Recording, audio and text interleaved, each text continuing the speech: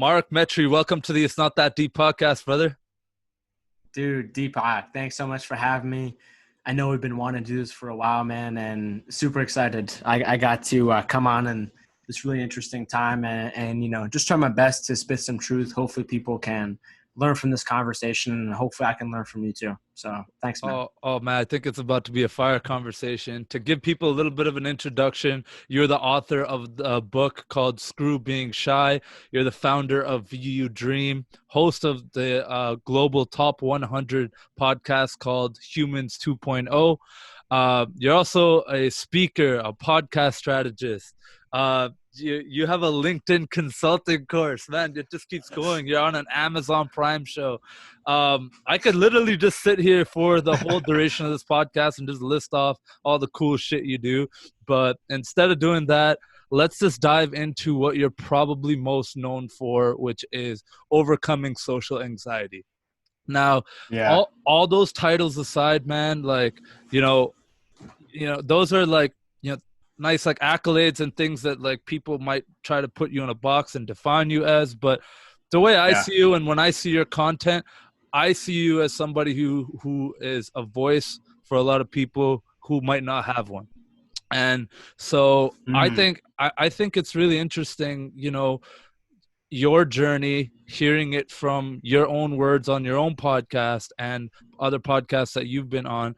But let's kind of take it back to the beginning. You're raised in Boston. Talk to me, high level. Obviously you get this question a lot, but tell us the story of man, who was Mark then and who is he now? Yeah. And, just to, go a note on that, someone asked me, I think it was a year ago, how do you define yourself? Are you a podcaster? Are you a, consultant, founder, whatever? And honestly, none of those titles ring true to me. I'm sure I have them in my LinkedIn title, but that's all just for marketing and branding, because that's how people find you. But the way, in terms of my head, how I see myself, I view myself as a warrior. And a warrior really, when it comes to the different dimensions of life, whether that's spirituality, the mental side, the emotional side, and the physical side. And to me, a warrior is somebody who realizes that the war is within themselves. And I personally feel like today in the real world, we are very much in the midst of, so many different things happening, so many different crises, so many different movements. But really, I think it's evident of, kind of like how, World War II was fought between the Axis and the Allied powers. I very much think that, sort of the next battlefront is happening inside of every single person's mind, all at once, all 8 billion people. And so for me, that's really what I'm all about. And so if that comes out in a book or a podcast or whatever else I do, these are just the ways that I do it.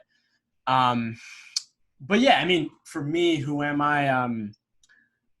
I'm a son of immigrants who moved to America with very little money, who were fleeing from religious persecution. And, I think I had a pretty simple childhood, nothing too crazy.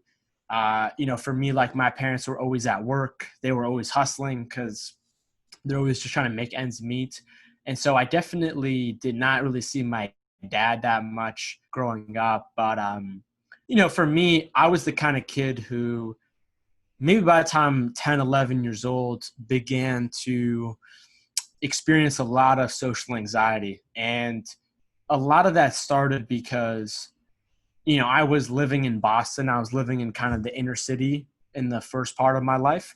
And as I was in second, third grade, my parents moved out of the city into a super small town. And this small town had 5,000 people in it. And at this time in America, this was post 9/11. And so, I remember just going to school and, just facing a tremendous amount of racism. People call me so many different, insult, racist terms. And the really interesting part about this too was that, I think I was maybe about me and another family. We were about the only people who were colored or looked different from everyone else in that town who was predominantly white. And so, yeah, I mean, I just remember being in this environment in the early part of my life that was just terrible. A lot of racism, a lot of outside abuse. And I remember it just made me just get into my shell. And I literally had no friends. I was just that kid that was just walking, looking down, and like in the hallways, any kind of classroom, cafeteria. I would always be the kid just sitting by himself. And that was basically my life for about 10 years until I grew up and I was about 18 years old, where I went off to college. And that's really where, I ended up kind of like falling down this rock bottom that was really prompted by all of my adolescent and childhood trauma that had just compounded on each other. And by the time I was 18, that's where I kind of really saw like the showdown happen, so to speak.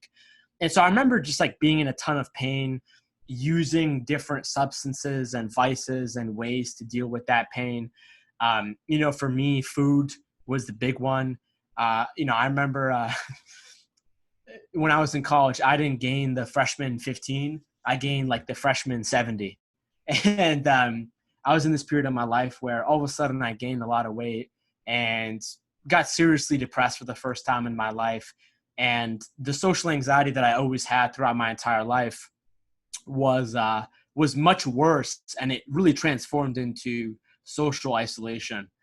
And so basically, like, I just got to this rock bottom in my life where I basically realized, like, if I keep just going the way that my brain is telling me to go in all moments throughout the day, where I don't even think about what I'm doing, that is going to lead me so far down the rabbit hole that I'm literally going to become a statistic. And there was a time, like at that time when I was 18, where I was suicidal.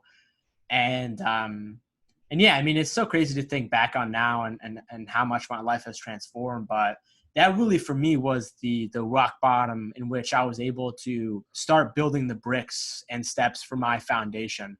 But yeah, it definitely started with a lot of pain, and, wasn't able to realize these things until like probably now. I'm always going through the process and growth and evolution. But That's powerful, brother. Like, for me, as someone who myself has climbed out of a pretty dark area in my life, and just like you, the university freshman 70 or whatever you called it, same thing happened to me. Absolutely devastating to your confidence at a time when you should be flourishing.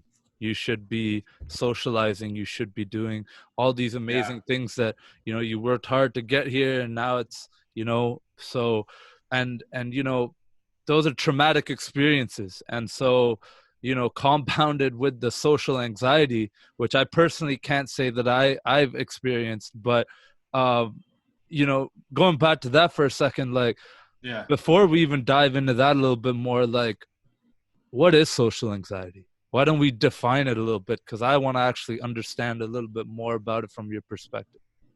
Yeah, of course, man. This is I'm so glad you asked me this question because, one of the main reasons why I wrote my book, Screw Being Shy, is because growing up, people just labeled me as a shy, quiet introvert.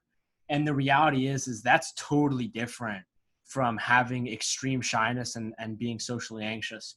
And so, if you just look at like the definition of an introvert, it means someone who is more introspective. The way that their brain works is they focus more on ideas, feelings, emotions, thoughts, not so much the external world, generally speaking. And so most people who have social anxiety are introverts. However, I have met many extroverts who have social anxiety. And basically, social anxiety is this psychological coping mechanism that your brain enters in if you have had a traumatic experience that usually revolves something around social humiliation, ostracization, being kicked out of your group. And when you actually just look at like human evolution, social anxiety is not new. Social anxiety is actually one of the most primal and ancient fears that our brain has. Well, it makes sense. If you're threatened by the tribe, then your life is actually at risk. Like if you're Literally. an outsider, you know, in tribal society, like that would be an actual threat to your life. I'm not saying it's not now, but you know, it was Yeah. way more amplified back then. So sorry, I'll let you finish your thought. That's very interesting. Yeah, that's literally it. And I remember, you know, when Seth Godin came on my podcast and he told me exactly what you just said. And it's extremely powerful because, you know, when you actually look at it, social anxiety is a perceived deficiency by your brain in which you feel like if you don't try super hard, or if you don't, you know, somehow compensate for your perceived failures that may be real or may not be real, then people will judge, mock, ridicule you. And so, you know, just to give you one example, like having social anxiety is not like being afraid to ask a girl to prom, you know, like that's totally normal to be shy. It is totally natural and okay to be shy. However, there are people, due to genetic factors, their childhood, their experience, their brain structure, that people have different kinds of brains.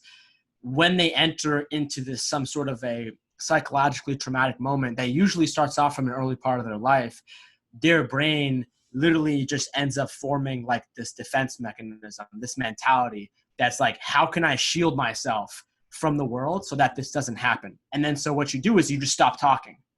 And then what happens is, the real issue with social anxiety is, you know, obviously having any kind of anxiety is not the greatest, but why I personally think that social anxiety is probably one of the biggest issues of our world is because as humans, how we think about ourselves, how we think about our identity has so much to do with our community, has so much to do with the people that we grew up with and them giving us feedback and us just communicating and growing and developing. And when someone has social anxiety, there is a boundary between them and just general social connection.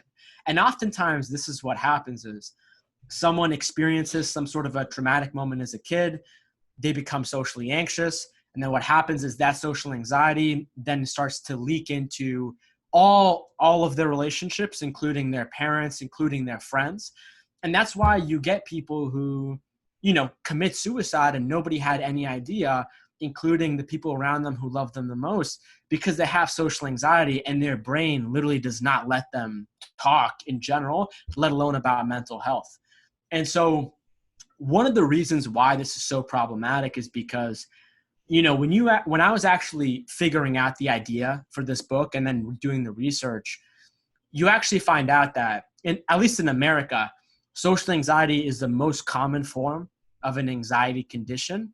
And out of all of the other anxiety conditions, it is the most correlated with substance abuse and social isolation, both of which increase your factors of suicide.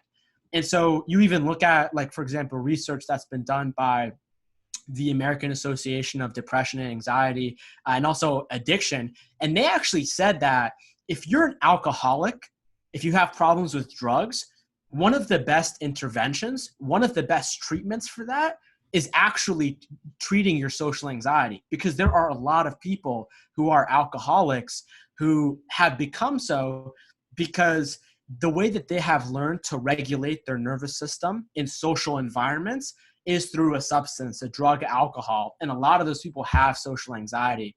And so when I began to like connect the dots for you know, really a lot of the stuff between, you know, suicide and substance abuse and social isolation and like what I went through, I was like, oh my God, you know, there's 850,000 people every single year that commit suicide. And, you know, when you just think about that in general terms, you know, like you look at our society's treatments and solutions for that, suicide hotline, seeing a therapist, seeing a doctor, which are all great. But then you think of someone who has social anxiety and it's like, it's hard enough for the average person who may have a mental health struggle to speak up about it.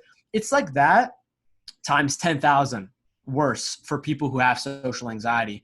And so literally after like going through this whole thing, and I was like, oh my God, I was literally going to kill myself. And it's not because I'm a terrible person. It's not because my morals are wrong. It's not because I'm this kind of whatever. It's literally just because of the knowledge, the awareness, the way that my brain was wired, the way that my mind worked for decades was just fundamentally incompatible with who I really am. And, you know, I tend to think of this as like when you're born into this world and like, you know, as things are kind of happening for you and you're unconscious, it's very much just the default. You know, you're operating at whatever biological, metabolic, your parents, your culture, whatever they are telling you to do. And I think it's only until you really reach some kind of a rock bottom or another traumatic moment where you're like, holy crap, if I keep walking down this road, I'm literally going to become a statistic. Like I'm literally going to die. At least it was for my case. And so that for me was a very long answer to your question of what is social anxiety. But yeah, man, that's kind of like the concept in a nutshell. And it's super important. And I think a lot of people in our society just don't really understand the difference between that and being an introvert and what's that between being quiet and shy. Mm-hmm. And it lets a lot of people, unfortunately, get hurt because our society sees this as an invisible problem. So. Well, first thing I'll say there is I'm really glad you're not a statistic. And I'm really glad that you're like, and that's why I said that earlier, is you are a voice for these people who don't really have one or feel like they have one or feel like they can be heard if they did speak out. And so as someone who doesn't even know sometimes how to even speak about these kinds of things and mental illness and stuff like that, I try my best to make an effort to have these conversations because it helps me at least be aware. Like I did not even know what you just told me about the substance abuse and suicide, because that's got my brain going a whole nother place now, which is during COVID. You're seeing substance abuse, you're seeing suicide skyrocket, and these two things, this is not just a coincidence. Yeah. It's like there has to be some kind of way to fix this. And so how do we do that? And no pressure, because I'm not asking you to give me the real answer here, but you pulled yourself out of this, and you know, not to say you're the poster boy for social anxiety and you are, you know, this, I hope so, you have all the answers, but you know, you definitely had some catalyzing moments. You know, contemplated suicide. You hit rock bottom, as you like to say. How the hell did Mark Metry pull himself out of that hole? Yeah, man, it's a good question. And, you know, it goes back to, you know, what you said of like, you know, someone like you who, you know, who can barely, or what are the words you said, not talk about mental illness.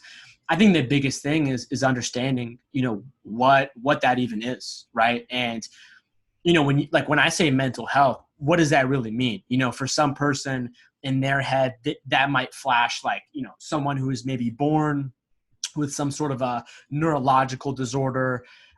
For someone else, that may be like, oh, someone has like schizophrenia or they're like psycho or whatever.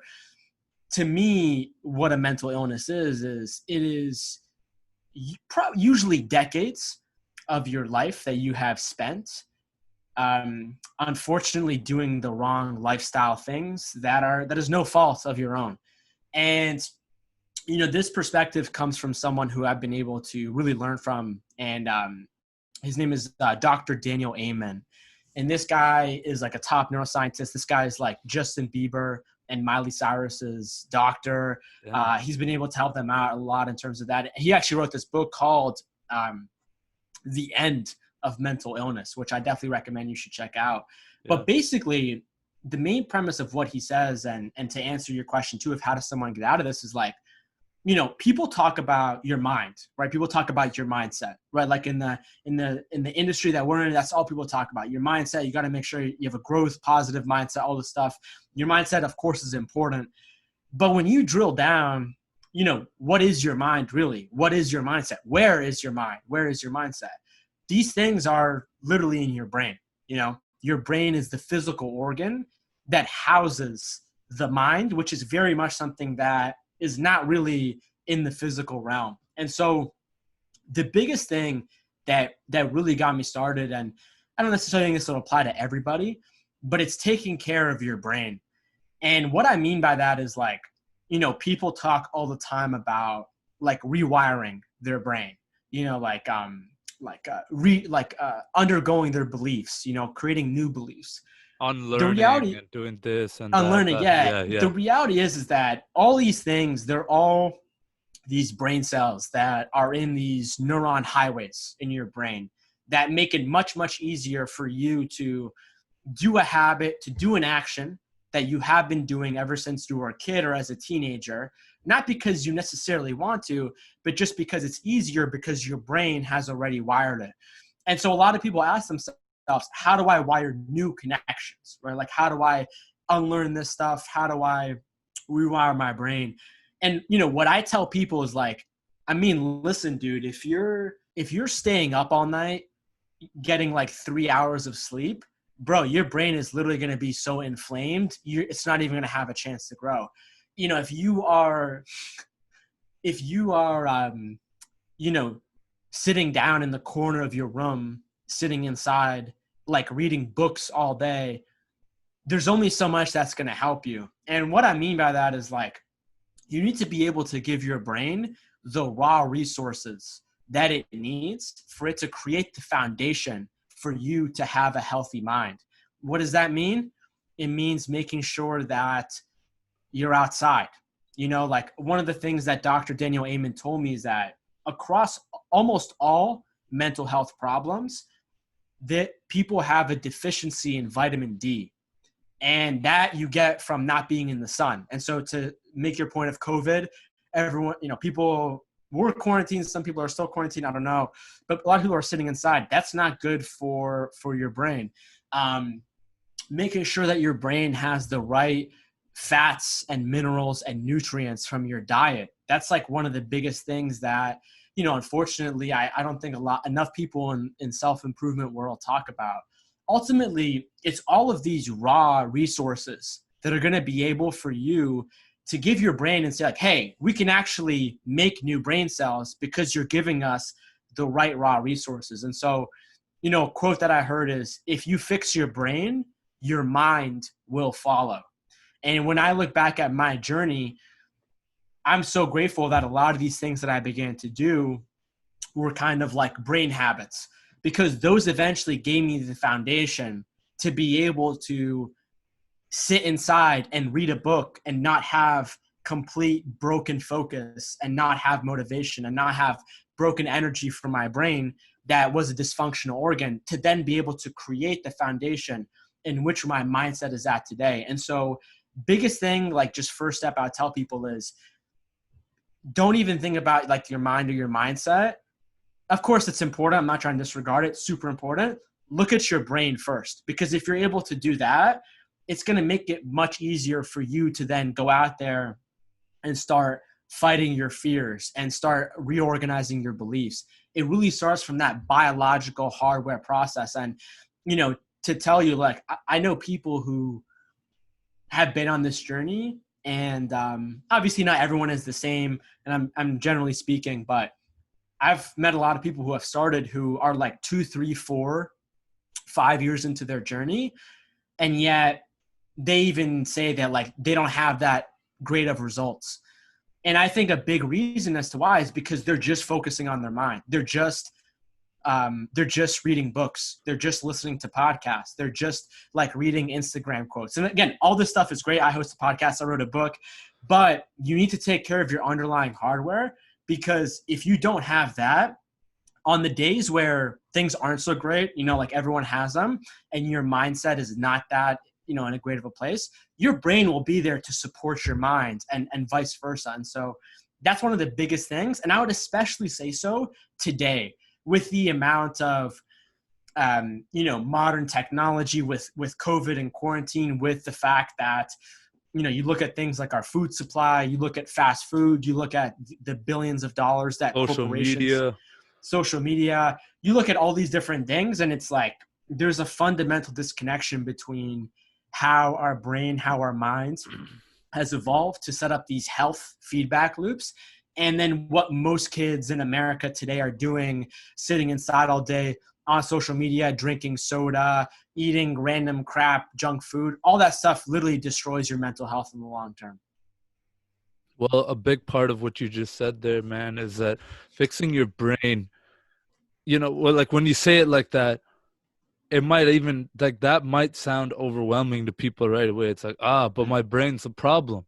Like just how we've been conditioned to think. Like, well, but like I have a problem with my brain. How do I fix it? Like, so I think that's really powerful advice. Like just being able to take a step back and look at the basics. Let's get the basics right. Get that sleep, get that nutrition, get your exercise and a little bit of movement. Where I think it gets muddy is all that change can be too much at once for a lot of people. And so, Sure. Like me personally, like when I was going through, a bad time in university, when, like I'm overweight, like I went from being this athlete and like I'm now like, almost 300 pounds, just horrible spot to be in. It was like what I had to do to crawl out of that was just one thing at a time. Like, okay, the first thing I'm going to do is get, my eating in order a little bit. Like Right. I can't be having that pizza or that McDonald's at night. I can't be doing dumb things. Like I can't be going for the quick fix all the time. The way we live pretty much, it's kind of like we're all starting from behind. And we got to claw our way just to get to like a baseline, in terms of our mental health, our physical health, spiritual, everything. It's very tough for people. And like, I don't have the answer for people. I don't know what to tell people because I struggle with it myself. And, as somebody, I would consider myself somebody who is a high achiever like yourself, like trying to do a lot of things. It can even be difficult to, even if you're somebody who does the meditation, the working out, the journaling, Yeah. sitting in the sauna, cold showers, everything, like whatever, Everything. all the things, right? It can still be tough to take time to just check in with yourself. And so one thing I will say, and like, not to say that I'm any kind of like, leader in this space or anything, but I was even feeling some anxiety today. Like I had a million things going on. I remembered we had this podcast and I'm like, man, I got basically 10 minutes before this podcast on my last call. And I got another call after this. What do I need to do right now? And so I literally just walked outside, left my phone, and just went for a 10-minute walk. And that does not sound like a lot. It's not like, I wouldn't consider that exercise by any means, but on days like this, that 10 minutes might have just saved me from like not being who I'm supposed to be, just because we put so much on our plate. So kind of like the last note there on the whole self-development thing is, what do you really do? What do you do with your like crazy schedule and all these things that you're doing to keep yourself grounded? Yeah, to note what you said on if you're meditating, you're doing all these things, and it's still is difficult, you're still stressed out.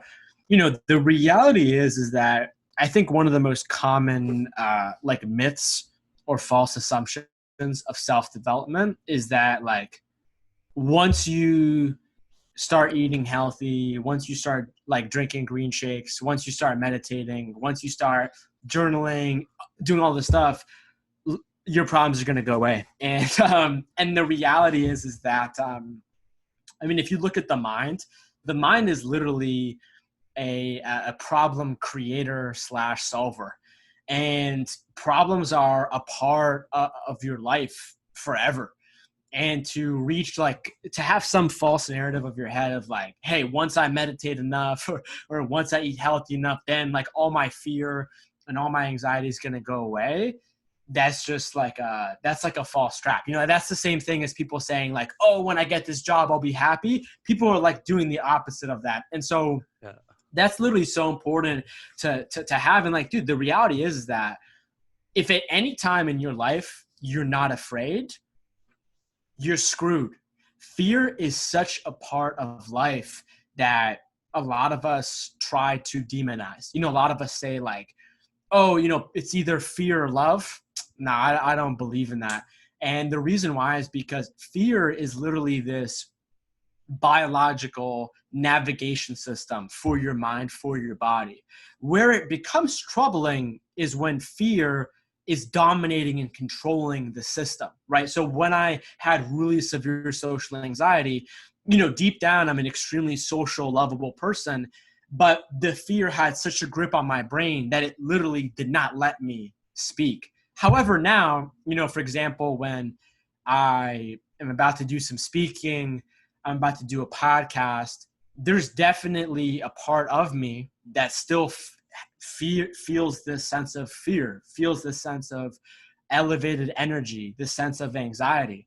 And the reality is that's what makes me a good podcaster. That's what makes me a good author. That's what makes me a good leader. And so it's looking at it from the perspective of not how do I get rid of it, because if I am afraid, then that means I'm not doing my job, which is totally wrong. But it's being able to manage it so that how do I make sure I don't like have a panic attack every time I'm about to do something, I think that's And so really, really, really powerful thing that you said right there is managing the fear. It's not like you're just sweeping it under the rug and it doesn't exist and I'm not going to acknowledge it. It's like, yeah, it's there. That's actually going to make me better. If I didn't have this, I'm probably not doing something that's pushing me out of my comfort zone to begin with. So that's a whole different thing. But it's like that fear in a weird way should drive you. But yeah, sorry to interrupt, man. That was just, I love that little tidbit. Yeah, of course, man. And I mean, listen, dude, on my podcast, I've been able to speak with, some of the greatest leaders, and like 98% of them have, told me that they get anxious sometimes, told me that they are in fear, like literally everyone. And so, when we create this false perception of like trying to demonize fear, like all these sayings of like, all these sayings of like, all these sayings of like, it's either fear or love. The reality is like, you fear something because you love it. And if you didn't love it, then you wouldn't care about it to even get afraid. And so that's a major part of it. So then it actually comes down to like, okay, how do you actually manage this fear, right? A lot of it comes down to, de-escalating the situation in your mind from like, oh my God, like I'm about to die. These people are gonna, hate me, for example, for someone who has social anxiety. It's being able to ask yourself the right questions of like, why am I feeling this way? Why is this happening? And then what do I do about it? And then the other part of it has to do with your biochemistry. And so, you had mentioned to me this before, but you mentioned the gut microbiome. And, just for people like that don't know, I think like very recently in terms of like science and health and like most doctors don't even know about this, but there is this vast ecosystem of trillions of bacteria that's in between your stomach and intestines called the gut microbiome. And people much smarter than me have said that this is like the second brain that we have. And the reason why they say that is because at about 10, 15 years ago, most of the scientific community assumed that, when you look at someone's brain, you look at all these brain cells, all these synapses firing, that highway that we talked about that makes it easier for you to do bad habits. A lot of that is being regulated through your neurotransmitters. And there are many different kinds of neurotransmitters throughout your body and your brain. And like dopamine is a very common one, oxytocin. The one that I have really looked at is called serotonin. And serotonin, like Simon Sinek talks about it to people in the mental health community too. Serotonin does a lot of different things. It regulates your mood. It regulates your appetite. It regulates your sexual desire, your sleep. And like in my book, I take an extreme close up of it because it's extremely relevant for social anxiety because serotonin actually controls your behavior in social groups and hierarchies. And so it's an extremely, extremely important neurotransmitter. In the last 10, 15 years of science, they have identified that most of them aren't even in your brain. 90 to 95% of serotonin is in your gut microbiome. Damn. This has led what Harvard calls nutritional psychiatry to be created.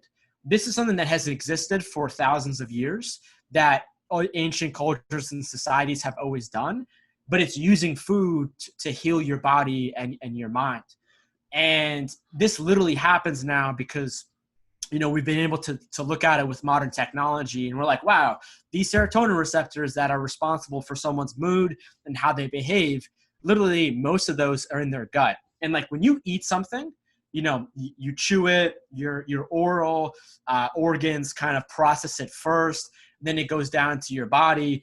And then what happens is your gut microbiome actually eats whatever the food that you just ate, and then it passes it off to your body and your stomach to digest. And so your gut microbiome is a major, major process of how all your food, all your drinks that you drink or eat get processed. And so they have shown that if you have a dysfunctional gut microbiome, which is usually due to a few reasons. One is chronic stress.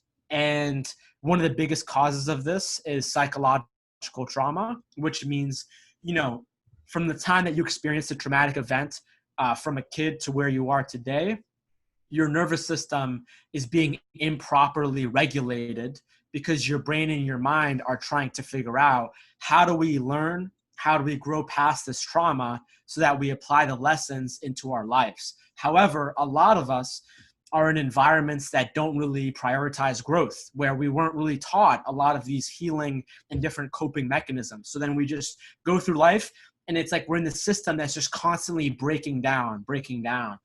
And so, you know, to answer your question or just talk about how do you manage fear, if your serotonin levels are off due to the food that you're eating, dude, it does not matter how many books that you've read on how to manage fear. Like that's just the truth of it. You know, like people talk about consciousness, people talk about like your perspective. Well, guess what? Your gut microbiome actually has a bacterial consciousness where these low-level organisms are doing what they think they need to do to survive. And if you look at that down, you know, I've interviewed the founder of, I don't know if you've heard of Bulletproof, like Bulletproof Coffee. Yeah, twice. And he kind of wrote a book that goes deep into this, but basically he says that when your gut microbiome, when your bacterial consciousness is in distress due to multiple reasons, there are 3 F's that it goes to. One of them is F for fight.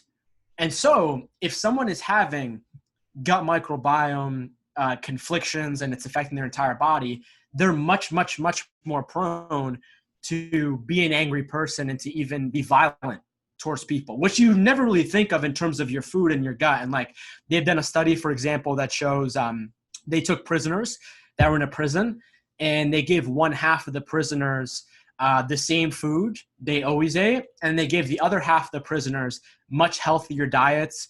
They give them multivitamins. They let them stay extra outside. I believe there was a 65% decrease in violence between the two groups. And so that's one example. So literally, if you are suffering from your gut microbiome, the first thing your gut is going to do is it's going to try to fight. That could be physically or mentally in terms of the people around you. The second thing is fear. Your gut microbiome is going to get extremely anxiety provoking. And that's why you see a lot of people who have anxiety also have gastrointestinal issues as well. And I remember as a kid constantly going to the stomach doctor again and again and again. And they're like, oh, we have no idea what's wrong with you. We did all these tests, but nothing comes up. That's because mind-body connection. My gut microbiome feels those butterflies in your stomach, and that sends a signal up to your brain using the vagus nerve. The last one of the F's is F for like sex, you know? And so what happens is people who have low serotonin, because their gut microbiome is dysfunctional, they don't really know how to regulate their sexual desire. And whether they have no libido, they don't want to do it at all, or they want to do it all the time forever. And so when you look at those are really the ways that your gut expresses its dysfunction. And, you know, in my book, I talk about many studies that highlight, you know, if you are eating a Western diet and you already have a lot of chronic stress in your life, man, that is a highway to have mental health problems. And so if people want to get like a good understanding of fear, there's many different ways to look about it, but I would definitely tell them to look at the biochemistry, look at what's happening with your neurotransmitters, which is largely connected back to your gut, which is largely connected back to your level of stress and your diet. That was an incredible explanation, man. I love that so much. And I think so many people are going to hear that and gain so much value from that, because, you know, it's become a little bit more known that the gut microbiome has something to do with it, but no one, like, not too many people go and actually try to research the mechanism. So, you know, the 3 Fs, very interesting. Like, kind of wrapping up that, you know, that kind of portion of this discussion, what is healthy food? Like, you know what I'm saying? Like, yeah, it's such a good question. Everybody has their own take on that, and it's almost such a personal thing. You can't have one cookie cutter solution. One person goes keto, one person does intermittent fasting, another person eats high carb, another person's like, it's so like, what is right? And so I'm not expecting you to give me that answer, but it's just like, you know, people are confused, and then on top of that, there's too much information. So I think it just leads to further inaction and further effort. Like, I am not going to do anything because there's just, I'd rather grab the $1 McDonald's burger. It's going to keep me full for a bit. It's cheap, and, you know, my kids will shut up, you know, that kind of stuff. So, you know, I feel like it comes back to, I feel like the cards are stacked against us. It is like, it's got to be a concerted effort to go out of your way and learn what is healthy for your body and how can you optimize that. Yeah, of course. And I think for people, it's, you know, it's one, understanding the importance of what I just said, right? So I know for me, like, growing up, man, I was eating like cookies and cake for breakfast and cereals and all this crap that is so unhealthy. And that's because I was never taught anything about food. You know, I was just taught that, hey, you just eat food when you're hungry so you can stop being hungry. And then if you eat too much, then you'll be fat and you'll gain weight and then nobody will like you. That's really what I was taught. That's and what that most is just people are taught. Yeah, and that is such a... Most people go to the gym not because they know about, you know, what, you know, ripping the muscles is doing and the connection to, you know, dopamine and all these different things, right? And endorphins. It's like, no, man, I just want to look good naked. Right. Right. And that's because, you know, people are always going to be motivated by, you know, egoic desires, whether that's you know, vanity or you know, jealousy or trying to prove people wrong. You know, there's always going to be some level of that exists in every area of life. But I think, you know, to go back to what I was saying, I think one is just like understanding that is such a simple and shallow view of looking at the world and food that in turn is going to hurt you in the long run and your family too. And Absolutely. So I love the question that you asked of like, what is healthy food? Because because literally, you know, you think about this, right? You like companies and startups, they think about like, you know, what is the market cap of this, right? Well, it's like every human being on earth has a body and has a brain. And so you're going to get literally trillions of dollars of investments from corporations, from startups that are trying to capitalize on this, right? And that's business, that's entrepreneurship.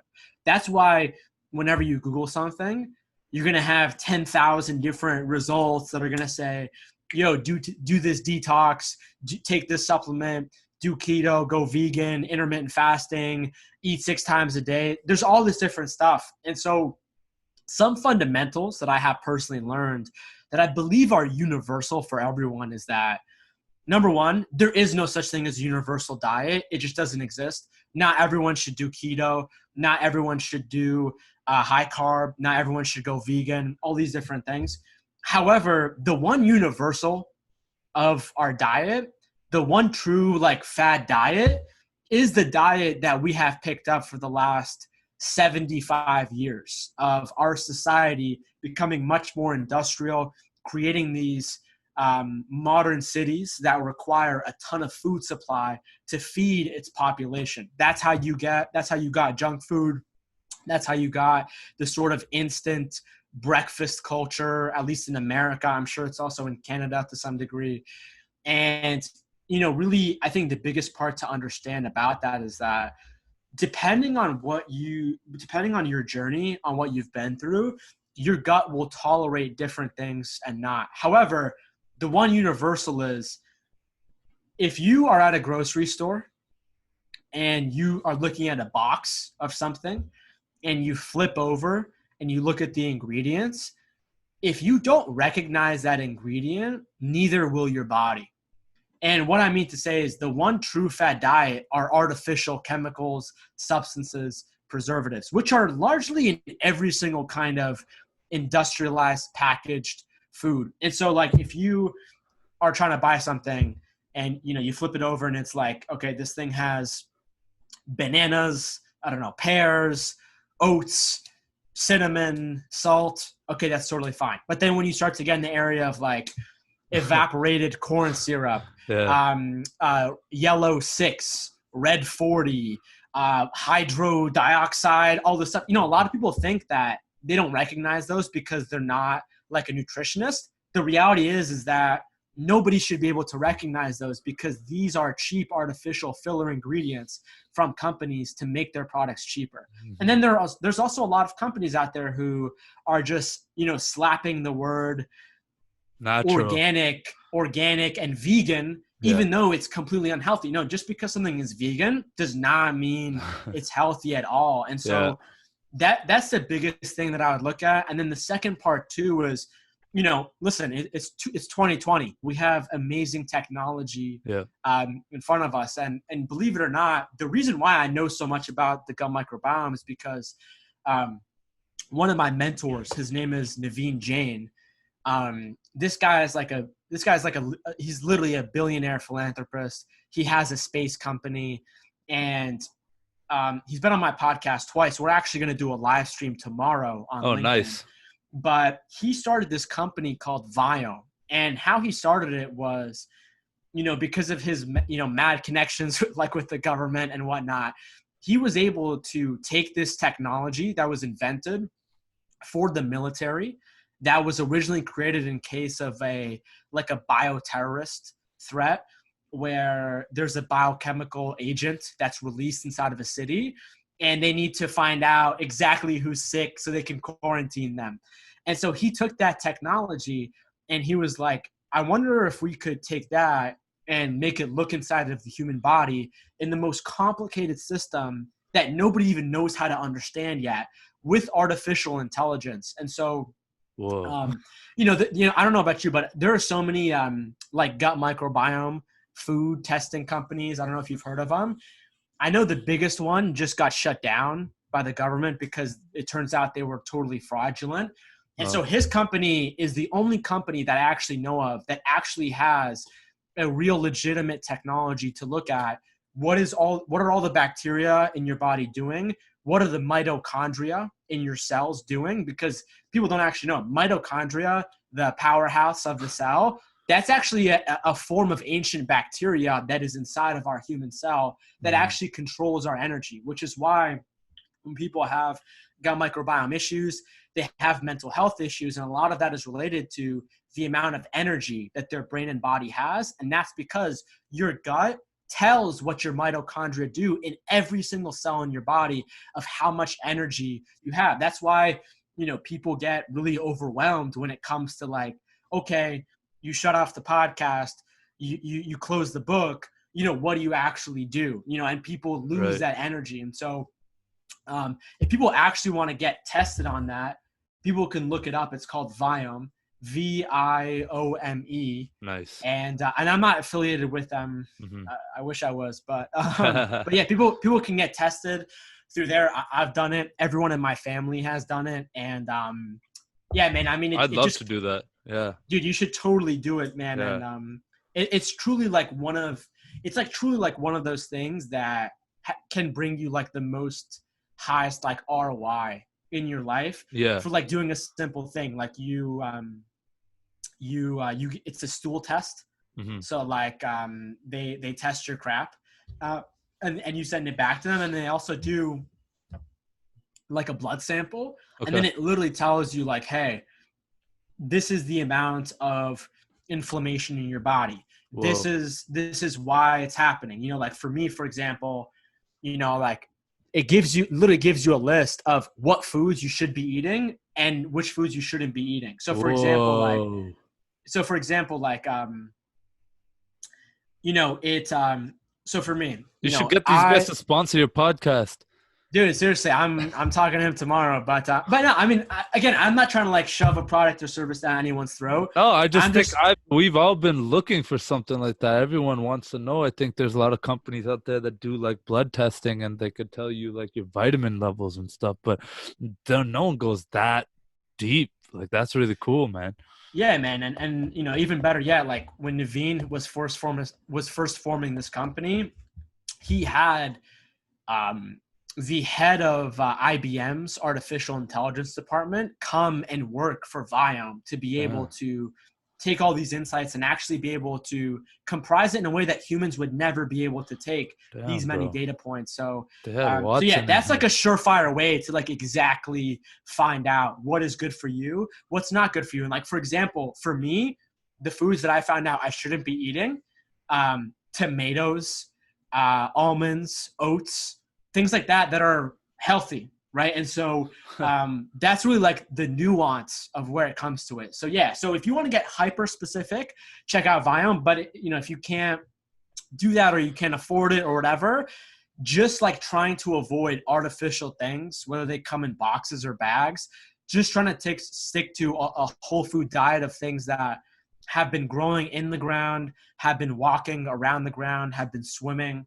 That is a good way to at least like set yourself back to zero. But I mean, you look at all these things that are in our food supply now, from sugar to like all these industrialized oils like canola oil and all this stuff, literally destroys your immune system, literally destroys your mental health in the long term. And like, just as an example, you know, you see the impact of something like COVID, like a virus can have. And that's why so many people are, you know, experiencing so many different kinds of symptoms with COVID, because it's this virus that goes inside of your gut microbiome. And depending on the person, it will shut down different systems. And so, for example, like that's why America, on top of many other things that we won't get into, that's one of the major reasons why America is suffering from COVID. The amount of people that we have today that have compromised immune systems because their gut microbiome is dysfunctional is a major reason as to why some people are getting sick and some people are able to still be healthy and not even get it. So it's super interesting, man. I love this topic, man. I feel like we could sit here for hours and just talk about this alone, but we are Mm, kind of running out of time, so I'm going to switch gears a little bit because I had a lot I okay. wanted to chat with you about. Something that, you know, you are very well known for, and you've brought it up a few times, is your podcast. You've interviewed, Mm, you know, hundreds of some of the world's most successful and renowned experts, athletes, CEOs, like just people who are at the top of their game. And you know, it inspires me a lot personally because, you know, with my podcast, I am very much trying to do similar you know, kind of things, but the way you've been able to do it at such a high level, and coming from your background of having social anxiety, having these issues and overcoming that, and then starting the podcast, dude, what made you want to start it? And like, I don't know a better way to say this, but have the balls to just go for it.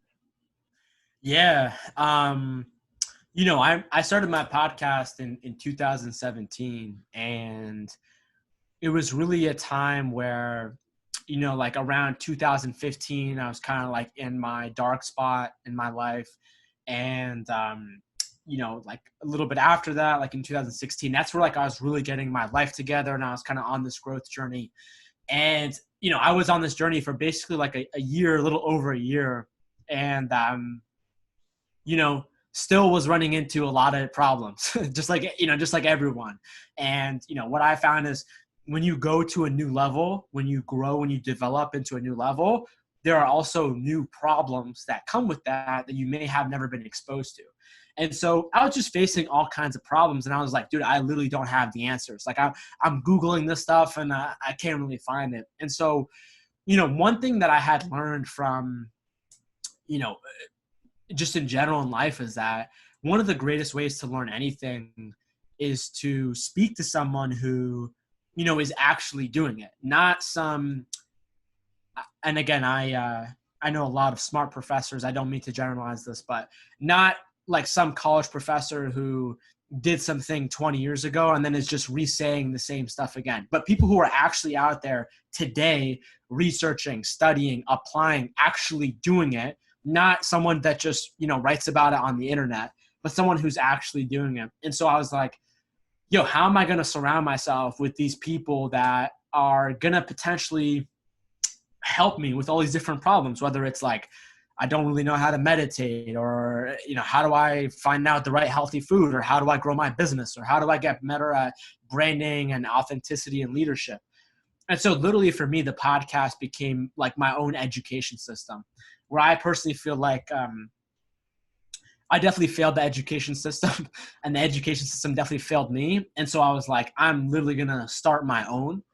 And that's what it became, man. It literally became like these patterns of weeks and months and years of literally just being like, okay, I'm into meditation. Let me reach out to the top 10 meditation experts and understand, how do I meditate better so I can become a better person for myself and the people around me.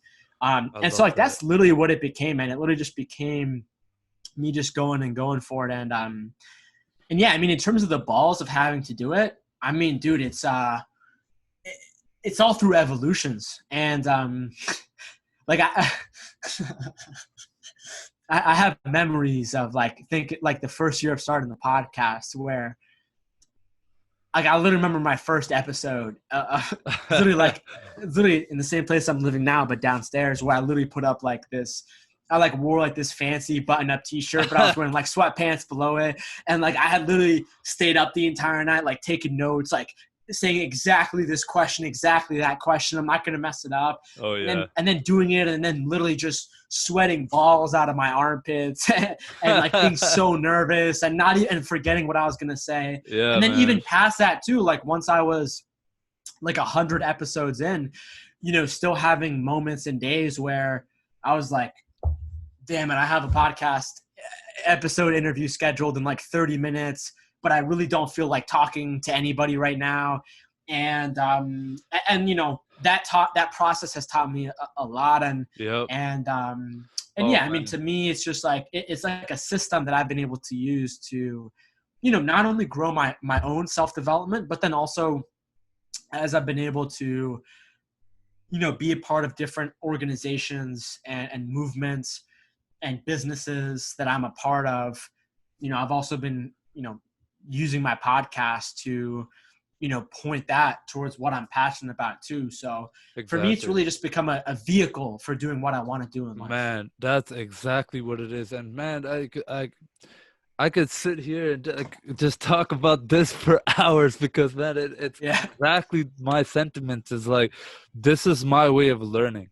By sitting and talking with you, I learn more than any university lecture, any textbook, any book. Like, I'm sitting and I'm downloading your knowledge, and it's never been easier to do that, to just reach out and be able to do that to people, and you know, for people as well, because people are going to get something out of this as well. And to me, a big part of it was documenting my journey. You know, I look back at my first episode. I just hit 1 year a couple weeks ago. And so I look back like, man, like, you know, I was able to do about like 45 or like close to 50 episodes this year. you know what? I'm pretty proud of that. Like, that's actually pretty Good cool job, because man. there are some days that like you said, absolutely just overwhelmed. There's just too much to do. You gotta, schedule, record it, put it out, promote it, this, that, chop up clips and a million different things. And it's just like, oh my goodness, this is overwhelming. On top of my job, I just started my company too, so that's taking up all my Nice. time. Like, it is tough, but like it's 10,000 times more fruitful, and it's so worth it because I'm able to have conversations with people like yourself. I'm able to grow my network, quite frankly. Like, it's a great networking tool. Yeah. And that was kind of another thing that I wanted to talk to you about as well. Like, we were talking about a little bit before the show, but LinkedIn and the power of that. You have you have a course now, and Yes. we'll get into that a little bit, but kind of like one last thing I kind of want to talk to you about the podcast is like, you know how do you reach out to these billionaires? How do you reach out to these top CEOs, athletes? What advice do you have to give like podcasters out there like me who want to do that as well? Yeah. So, I'm obviously there's always levels to it, but I'm extremely grateful that, I can reach out to a lot of people, and have them say yes without a problem. However, there's always levels to it, but, I think the biggest thing is that one is, no one's going to come on your podcast if they don't want to talk. And what I mean by that is a lot of people, especially really successful people, they have learned the art of talking when they want to. And what I mean by that is like a lot of people have different seasons throughout the year, for example, like as in, if you hit me up to go on your podcast in like November or December or January or February, I probably would have told you like no, because I was working on my book and I was really doing a lot of different things. However, you hit me up as the book is like coming out or like during that marketing phase, been like, dude, absolutely 100% yes, let's do it. So the biggest thing is looking at when people have something to say, whether it's they came out with a book, whether it's they're trying to like promote awareness about the specific topic or the specific thing, but it's looking at like, what is this person trying to get out of my podcast, and how can I help them do that as much as possible, right? Like for example, like I've been able to, connect with a lot of great people and have them on my podcast, for example. And, I don't have the biggest podcast in the world. There are so many more podcasts that are way, way bigger than me. However, they're also an entrepreneur, and they're trying to sell to business people and entrepreneurs and maybe coaches or salespeople.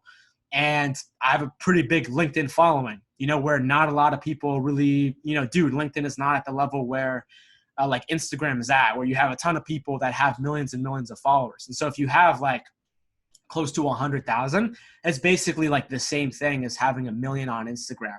And so people who are trying to reach that audience, being able to, leverage your different platforms and just being able to provide that person value. I remember like one of my first big guests that I got, Seth Godin. I remember he came on my podcast because I had interviewed like 4 of his other friends.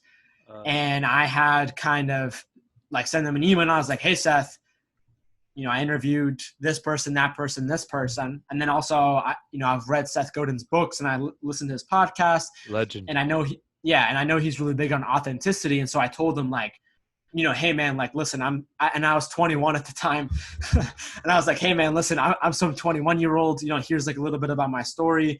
I'm not going to like try to use you to like, like put your name in front of like some course that I'm selling or something like that. Cause there's a lot of people that do, shady things like that. And that's also really important too, to like tell that person your intentions.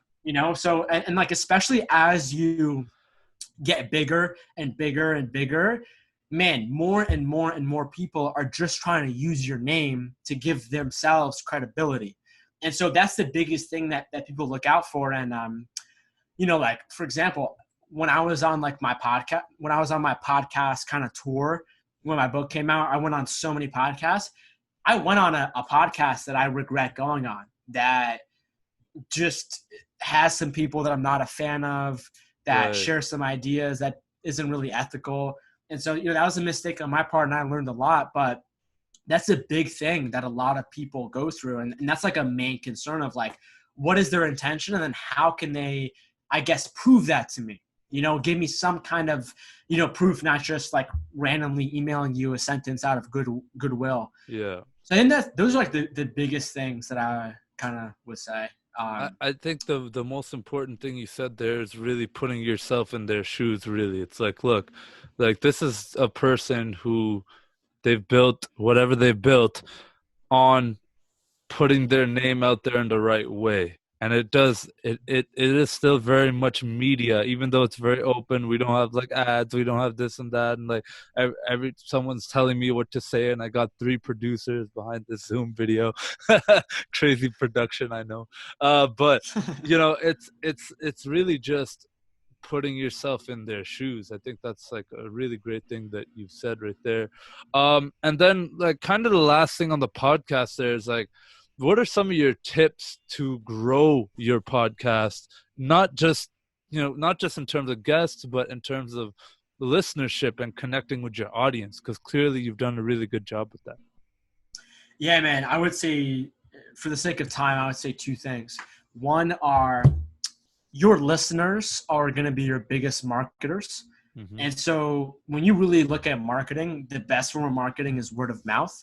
Yep. And that's a friend telling a friend that, dude, I just listened to this crazy podcast, bro. You got to listen to this. I'll send you a link. That's the number one way people listen to podcasts usually. Yeah. And so, yeah, like if you're a terrible host, if you don't have a personality, if you're trying to cookie cutter all the other podcasts out there, if you're not being real, if you're not being truthful, that's never going to happen. Mm-hmm. And so one is doing that, and then also trying to reinforce that, trying to incentivize that behavior.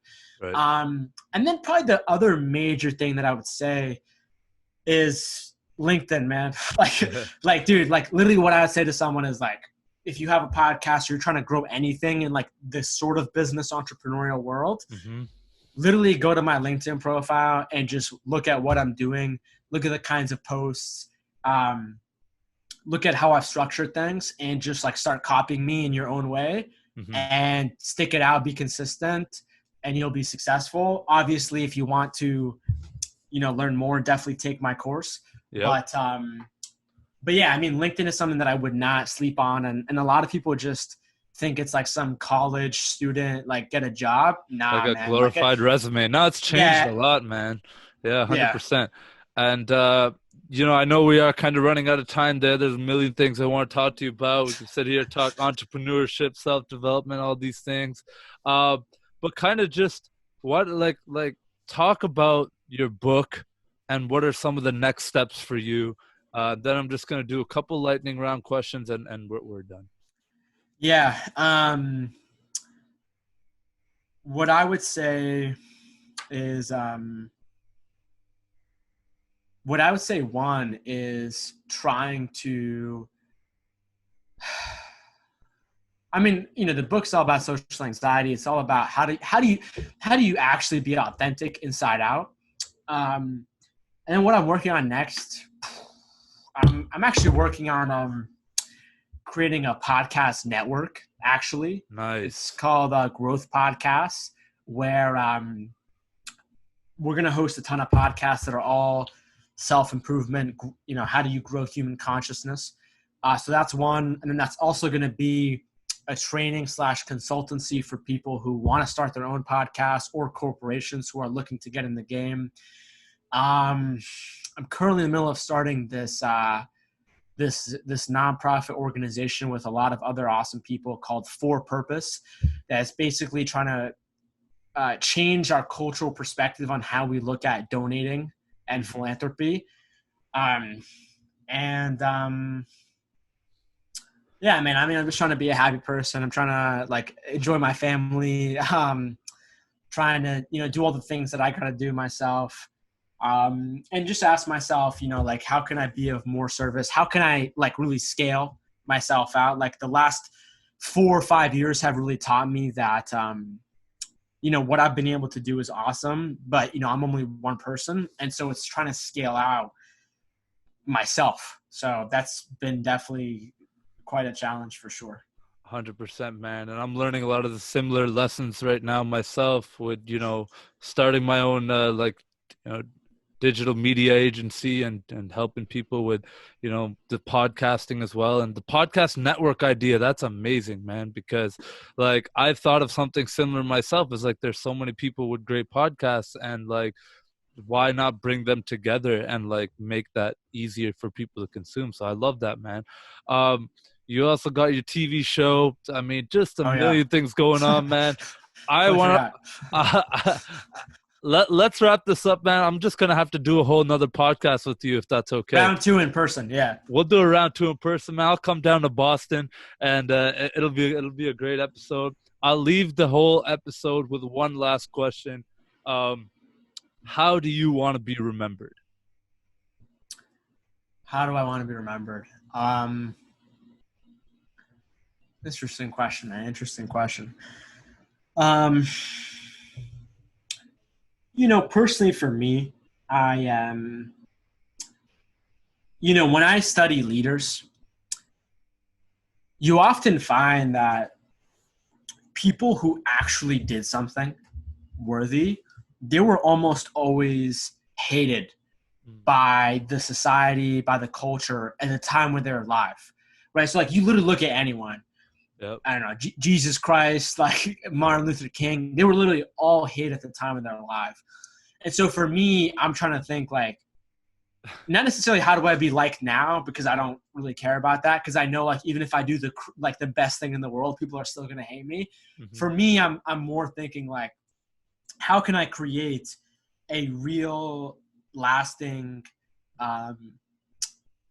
impact and something that a mentor of mine told me who is originally from Iraq. He told me that they have this saying, and it's in their language, but I'm gonna say it in English, and it's like, our actions are going to be here 7 generations down the road from us. And so for me, I'm trying to think like, whoa, 7 generations from now, what like actual systemic change can I have that it's going to be here way past my my breathing body, my essence. But eventually throughout the course of my life, how can I take my essence and the essence of humanity and put those into systems in our society that are going to be here long after we're dead? Damn. That's deep. But this podcast is not that deep. We went deep today, bro. I love it. I really appreciate you. Thank you for your time, man. I'm glad we were able to make it happen. Next time it'll be in person. And let's stay in touch, man. I love your hustle. I love your grind. You inspire the hell out of me, and you're going to change the world for 7 more generations. Thanks a lot, guys. Just remember, it's not that deep.